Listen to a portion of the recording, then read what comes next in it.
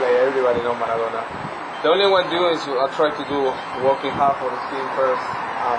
I wish to be like Maradona, but I'm not Maradona. The only I want to do is working very hard for the team, and after try to do anything I can to do my best. I'm quite a specialist in like the set pieces, you know, all free kicks, things like that. But like I'm saying, first of all you have to working hard for your team, and after you can do something different in the game, you see depends how the game is different. Είπε ότι ήταν τρομερή εμπειρία η συνύπαρξή του στην Boca Juniors με τον Μαραντόνα. Δεν χρειάζεται να πει ο ίδιος ποιος είναι ο Μαραντόνα και ποια είναι η αξία του, και φυσικά ήταν τιμητικά τα λόγια του.